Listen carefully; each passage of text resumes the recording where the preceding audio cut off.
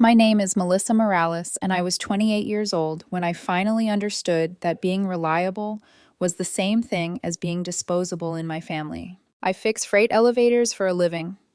The old ones in Manhattan that groan like they're alive and complain every time you ask them to move. The kind built into buildings older than zoning laws, older than most family histories. Shafts carved straight through granite. Machines that look like museum pieces but still haul tons of cargo up and down all day without apology. It's not glamorous.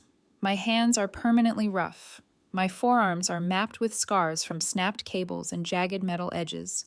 I've got one long mark across my shoulder from a counterweight that swung loose years ago during a brutal repair in the meatpacking district. I've seen people get hurt doing this job, fingers lost, teeth knocked out, blood on concrete floors. The work doesn't forgive mistakes. But I'm good at it, and the union pays well. There's something honest about a job where things either work or they don't, where effort has a visible outcome. You fix the problem or you fail. No pretending. For 6 years, that same logic didn't apply to my family. For 6 years, I was the person my mother called when rent was short, when the power company threatened shutoff, when credit cards hit their limit, when emergencies appeared out of nowhere and somehow always landed in my lap. I've been doing this since I was 22, fresh out of trade school, grease still under my nails, holding my first real paycheck and thinking I'd cracked some universal code. Work hard, show up, learn a skill. Life will meet you halfway. That illusion lasted exactly 3 weeks. That's how long it took for my mother to call me crying, saying her landlord was threatening eviction. She couldn't explain what went wrong, just kept saying she didn't know what else to do, that I was the only one who could help her. I emptied my account the same day, handed her $2,400 in cash. She hugged me like I'd saved her life, told me I was the only person she could count on, promised she'd pay me back. That was 6 years ago. She never paid me back. The requests slowly stopped sounding like requests. By year 2, they were expectations, guilt wrapped in familiarity. Then they weren't wrapped at all, just numbers, deadlines. Sometimes a heart emoji, like affection, could soften obligation. Sometimes nothing but an amount and a date, no pleas, no explanation, just the assumption that I would handle it because I always did.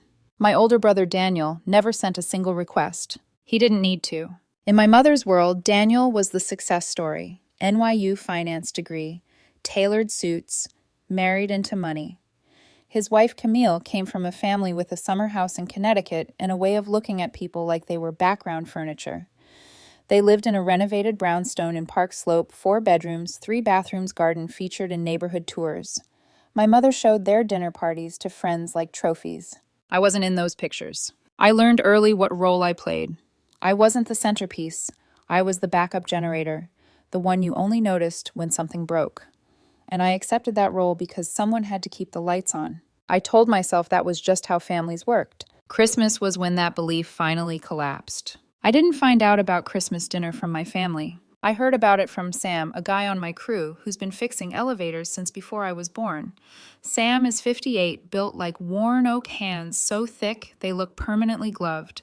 31 years in the union, survived strikes, recessions, and one elevator freefall that he walked away from with nothing but a bruised shoulder and a story he tells every new apprentice. He's forgotten more about this job than most people ever learn. If I have a mentor, it's him. His wife Rosa runs in the same church circles as my mother. Queens is like that, everyone's connected by 2 degrees at most. Sam mentioned the dinner casually over coffee before our shift, said Rosa told him about it after Sunday service. Private chef. Big spread. Sounded fancy? He said it while stirring his coffee, watching my face like he was checking for a reaction. I hadn't been invited. Not a call, not a text, not even one of those passive comments you're supposed to interpret as an opening. Still I went. Part of me knew better. Part of me thought maybe, just maybe, Christmas would override whatever unspoken rule had kept me on the margins all these years. Maybe family was still family when it counted. Daniel's brownstone sat on a tree-lined street where the garbage cans had brass handles and the stoops were trimmed with wrought iron. Wreaths on every door, soft lights glowing behind tall windows. I rode the subway in from Queens, transferred twice. Walked 8 blocks in the cold and stood on the stoop for a full minute before knocking. When the door opened, it was Camille. Her eyes did a slow inventory, my work boots cleaned, but still unmistakably work boots. My jeans, My jacket with the grease stain that never quite came out, no matter how many washes. She glanced back into the house like she was checking whether anyone had noticed me arrive, then stepped aside without a word. Inside smelled like pine cinnamon and expensive candles. Christmas music played somewhere deeper in the house. I followed the sound of laughter toward the dining room. The table looked like it belonged in a magazine.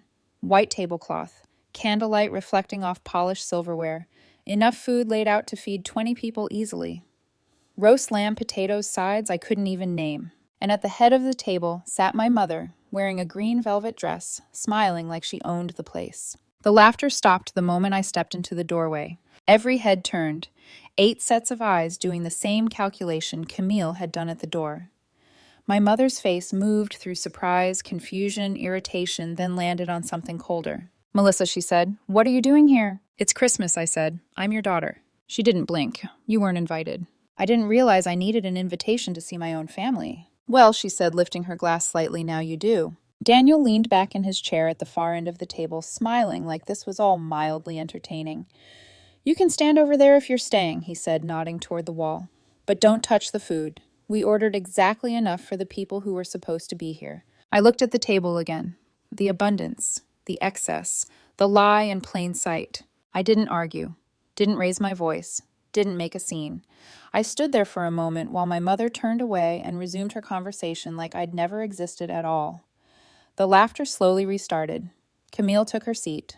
Daniel smirked. I was invisible. After what felt like forever, probably 2 minutes, I turned and walked out. I was 3 blocks away, hands shoved deep into my pockets, breath fogging the cold air, when my phone buzzed. Payment notification. $147 charged to my card. Catering company. Same company my mother had asked me to put a deposit down from months earlier. Same account. My card still on file as backup payment. They'd charged the entire Christmas dinner to me. I stood there on the sidewalk staring at the screen while the realization settled in. I'd paid for the food I wasn't allowed to eat. Paid for the dinner where I was told I didn't count. Something inside me went quiet. I opened my banking app and filed a dispute immediately. Watched the charge flip to pending review. That was all I needed. Then I got on the subway and went home. That night, I sat in my apartment in the dark for hours. No TV, no music, just the glow of my phone and that disputed charge sitting there like proof of everything I'd been pretending not to see. I didn't eat, not because there was nothing to eat, but because I wasn't counted. And for the first time in 6 years, I stopped trying to make that feel okay. The dispute notification stayed on my screen all night. I didn't sleep. I didn't even lie down. I sat on the edge of my bed with my boots still on elbows on my knees, staring at that single line of text like it was a confession I'd finally forced out of someone who'd been lying to me for years. At some point, the hurt burned itself out and left something colder behind. Clear. I opened my laptop just before midnight. I told myself I was only going to look at the last year, just to get perspective, just to remind myself that I wasn't crazy for feeling used. I logged into my bank, pulled up my statements, and started scrolling. Then I didn't stop. I went back 6 years. Every transfer, every payment, every automatic withdrawal tied to an account that wasn't mine. I copied them into a spreadsheet, labeled them by month by category: rent, utilities, credit cards, medical. Cash withdrawals she'd asked for with no explanation and never justified after. It became mechanical, almost calming. Numbers don't gaslight you. They don't argue. They just sit there and tell the truth. By 3 a.m., I had 47 pages printed and spread across my kitchen table. I stacked them neatly like I was preparing evidence for a trial I'd finally decided to show up to. $192,380. That's what the total said at the bottom. 6 years of my life. 6 years of working overtime, skipping vacations, eating rice and pasta, while my mother dined out and shopped and treated herself. 6 years of funding a life I was never allowed to be part of. And something else clicked, too. I hadn't just been helping her. I'd been enabling everyone else to ignore me. I saved the spreadsheet. Then I opened a new browser tab and started undoing my life. First was the rent. A recurring transfer of $200 every month sent automatically on the 1st. I deleted it. The confirmation screen felt heavier than it should have. Then the utilities. Electric, gas, cable, internet. I logged into accounts I barely remembered setting up. Payment methods removed. Autopay canceled. Each confirmation email dropped into my inbox like a small door closing. Next were the credit cards. She'd added me as an authorized user just in case years ago, just in case she forgot to pay, just in case something happened. Something always happened.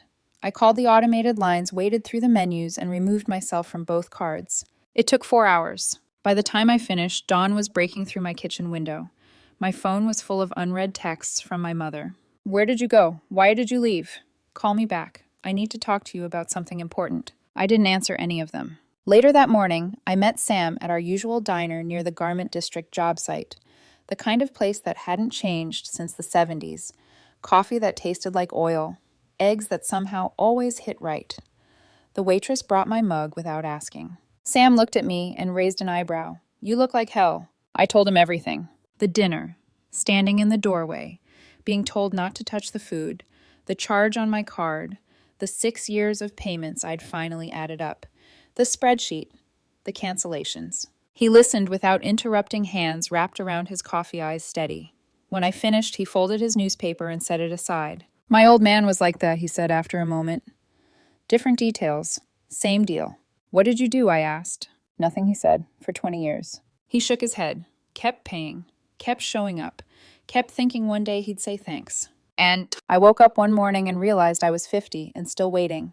He took a sip of cold coffee. Only thing I regret is waiting so long. He looked at me. You want another 6 years of this? I didn't hesitate. No. He nodded once. Good. 3 days later, the messages from my mother turned desperate, then angry, then cruel, then righteous. I didn't respond to a single one, because for the first time I wasn't reacting. I was choosing. The silence didn't last. It never does when you stop playing the role people assigned you. By day 3, my mother's messages shifted tone completely. The panic gave way to accusation. Melissa, the rent didn't go through. Something's wrong with the bank. Then I don't know what game you're playing, but it's not funny. Then finally, after everything I sacrificed for you, you owe me this. I read them at night and deleted them in batches. No replies, no explanations. I knew any response would just reopen the door. On day 5, my phone rang. Daniel. I almost didn't answer, but curiosity got the better of me. I wanted to hear what angle he'd take. Charm, guilt, authority. He skipped straight to outrage. You need to fix this, he said. No greeting, no small talk. Mom is completely losing it. That's not my problem anymore. There was a short laugh on the other end, sharp, humorless. You don't get to just walk away. She's our mother. I didn't walk away, I said. I just stopped paying. That's the same thing. No, I said quietly. It's not. He sighed like I was exhausting him. You know, I've got my own responsibilities, my own pressures. And I've got a studio apartment and rice for dinner 3 nights a week because every dollar I make goes to someone who wouldn't even save me a seat at Christmas, I said. How much have you sent her over the last 6 years, Daniel? Silence. I'll wait, I added. He didn't answer. That's what I thought. I hung up.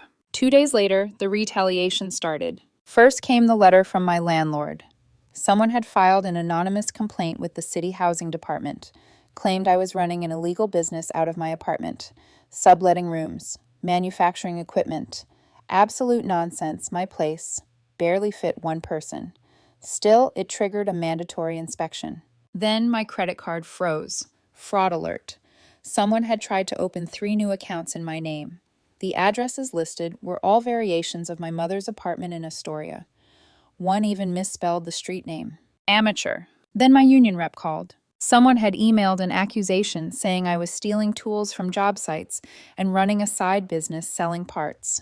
No evidence, no details, just enough smoke to force an investigation. I didn't panic. I recognized the pattern immediately. Daniel was trying to squeeze me until I folded, make my life miserable enough that I'd go back to being useful. I mentioned it to Sam that afternoon while we were replacing a motor in a textile warehouse on 39th Street. He wiped his hands on a rag and shook his head. Your brother sounds like a real piece of work. He's trying to break me. Sam looked at me for a long moment. Is it working? No. He nodded slowly. Good. You want help shutting this down? I hesitated. You know people? He smiled just a little. Kid, I know everybody. And he wasn't exaggerating. Within a week, the housing complaint was dismissed after the inspector flagged it as frivolous. Apparently, the anonymous tip had claimed I was running a manufacturing operation out of a 340-square-foot studio. The inspector laughed when he saw the place. My credit was unfrozen after I filed a police report for identity theft.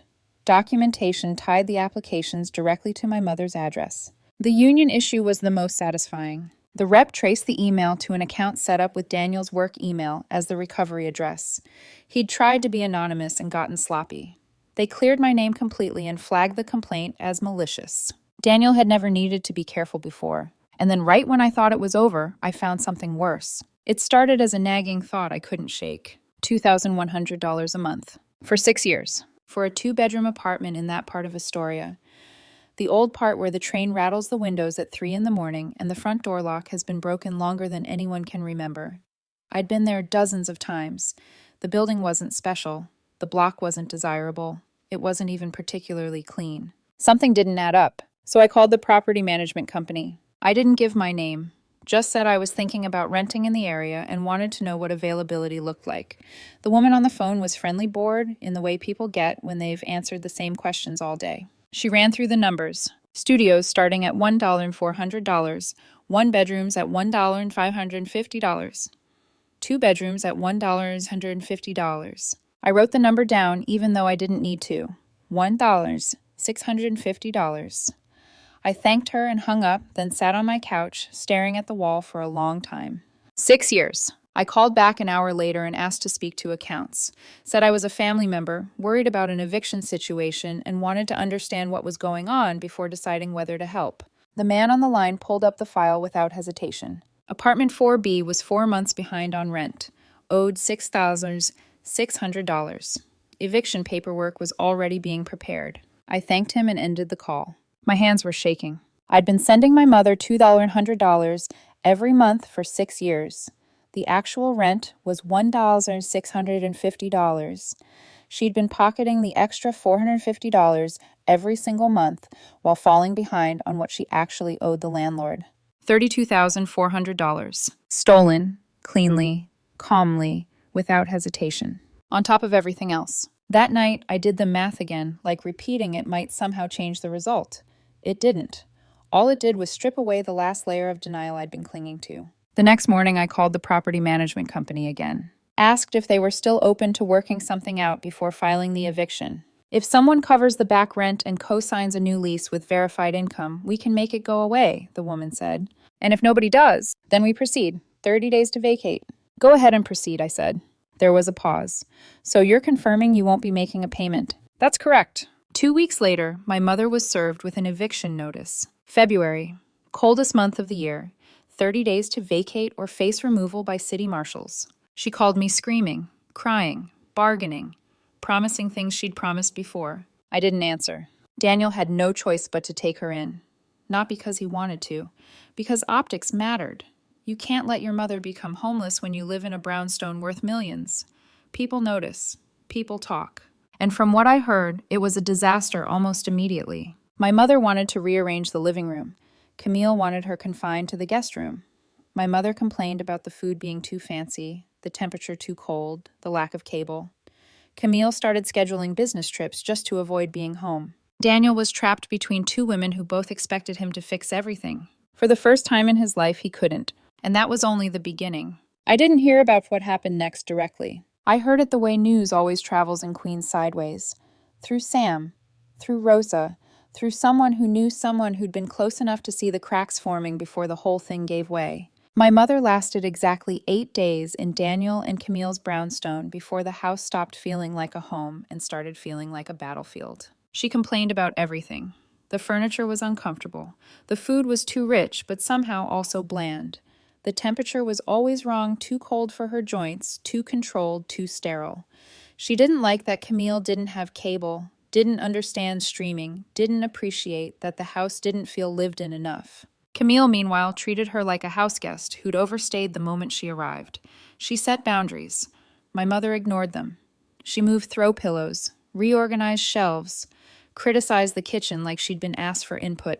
Daniel tried to mediate, tried to smooth things over the way he always had, with tone, with implication, with that polished calm that used to make problems evaporate for him. It didn't work. Within 2 weeks, Camille started traveling for work, cities she didn't actually need to be in, conferences she could have attended virtually, anything to stay away from the house. Daniel was left alone with a situation he couldn't outsource. At the same time, his own professional life began to unravel. The union rep who'd cleared my name had documented everything: the fake complaint, the email trail, the recovery address tied to Daniel's work account. That documentation didn't stay buried. It reached people who were paid to notice patterns. His firm placed him on administrative leave in March. By April, it was a termination. Once they started looking, they kept finding things: expense reports that didn't quite add up, client dinners that were really personal meals, travel reimbursements that didn't match receipts when you looked closely enough. Small things, each one deniable on its own. Together, they told a story. Daniel started interviewing immediately. He went in confident, too confident, like someone who still believed his reputation would do the work for him. But finance in New York is smaller than it looks. People talk. Whispers follow resumes. One hiring manager asked him directly about the expense issues. Daniel tried to spin it. The interview ended early. By May, the callback stopped. While all of that was happening, something quiet and unexpected happened in my life. I got promoted. Terrence, the union rep, built like a refrigerator, hands like concrete, had been impressed with how I handled everything. When a supervisor position opened up at a hospital construction project in the Bronx, he recommended me personally. More money, better hours, a crew of 6 people reporting to me, real responsibility. Sam threw together a small celebration at our usual diner. No speeches, paper plates, a cake Rosa picked up from a bakery near her church. We ate, told stories about the worst elevator jobs we'd ever seen, and went back to work. It felt earned. By June, Camille had had enough. She packed a bag while Daniel was out on yet another interview that would go nowhere. Left a note on the counter saying her lawyers would be in touch. Took the good car, left him with the lease payments he couldn't afford. The brownstone went on the market a week later. My mother didn't last there either. Daniel tried to set her up in other places over the following months. An assisted living facility in New Jersey, she walked out after 2 weeks. A small apartment in Staten Island, too far from everything. A room in a church friend's house, she was asked to leave after a month. Every bridge burned the same way. Complaints, demands, certainty that she deserved better. And I watched it all from a distance, not with satisfaction, but with clarity. This was what happened when the person holding everything together finally stepped back. The letter arrived in August. Handwritten. 3 pages. My name written carefully on the envelope like effort itself was supposed to mean something. I let it sit on my kitchen counter for 2 days before opening it. When I finally did, it was exactly what I expected, and somehow still worse. My mother wrote about her sacrifices, about how hard her life had been, about raising me alone, about all the things she'd gone without all the burdens she'd carried. She rewrote history with confidence, casting herself as the hero of every chapter and the victim of every outcome. She said I was the only person who had ever truly understood her. Then came the ask. She needed help paying off her credit cards, help finding a better place to live, help setting up some kind of monthly support to get her back on her feet. She said she forgave me for abandoning her, forgave me for ruining Christmas, forgave me for destroying Daniel's career. She said she was willing to let it all go if I was willing to step up and be the daughter she deserved. I read the letter twice, not because I needed to understand it, but because I needed to be sure there wasn't anything in it that acknowledged what she'd done. The lies, the theft, the years of manipulation. There wasn't. I folded the pages, walked to the kitchen, and dropped them in the trash. Then I made myself dinner. It wasn't dramatic. It didn't feel triumphant. It felt final. 2 months later, I ran into Daniel on the street. It was random. A corner in Midtown. He looked thinner, older. His suit was nice, but not tailored off the rack. He said he didn't want to get into it. Said he was tired. He asked if we could just talk. We ended up in a coffee shop nearby. Neither of us ordered anything. We sat by the window, watching the city move past us like it always does, indifferent and relentless. He told me what happened. The job, the marriage, the forensic accountant Camille hired, the money he'd moved around that didn't look good when someone else labeled it. Then he asked the question I'd been waiting for. "Why did you do this?" he said. "Why just let everything blow up?" I thought about it for a long moment. "I didn't do anything to you, Daniel," I said. "I just stopped doing things for you." He looked down. "For 6 years, I paid for everything," I continued. "And the one time I showed up expecting to be treated like family, you told me not to touch the food." He didn't argue. "You charged my card for that dinner," I said, while I was standing in your doorway being told I didn't count. Silence. "Everything that happened after that happened because none of you could function without my money," I said.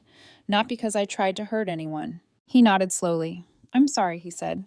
For the first time in his life, I believed him. Stop. Type continue when you're ready for part 8, walking away. Part 8, walking away. I stood up first, left a few bills on the table, even though neither of us had ordered anything. Old habits die hard. Daniel watched me like he wanted to say more, like he was hoping for something I wasn't going to give him. I didn't hug him, I didn't offer reassurance, I just nodded once and walked out. That was the last real conversation we had. I'm still fixing elevators, still working union jobs across the city, still coming home with grease on my hands, and the quiet satisfaction of knowing exactly what I did with my day. I moved out of the studio in Sunnyside a month later and into a one-bedroom. Real kitchen, actual closet, a window that looks out onto the street instead of a brick wall. I have savings now. For the first time in my life, I know exactly how much money I have and where it goes. I'm thinking about buying a used car so I can take weekend trips upstate. Maybe see some trees that aren't boxed in by concrete. I don't talk to my mother anymore. I don't plan to. Some people are ongoing projects. You can pour yourself into them forever and still never reach a finished version. The hardest lesson I learned wasn't about money. It was about permission. About understanding that you don't need to keep sacrificing yourself just because someone trained you to. Daniel and I exchanged the occasional text. Nothing deep, no pretending we're closer than we are. He works at a smaller firm now. Less prestige, less money, more reality. And me, I spent 6 years paying my way into a family that didn't want me, trying to earn love from people who only noticed me when something broke. Then I stopped. And everything that collapsed after that wasn't because I destroyed anything. It was because I finally walked off the job.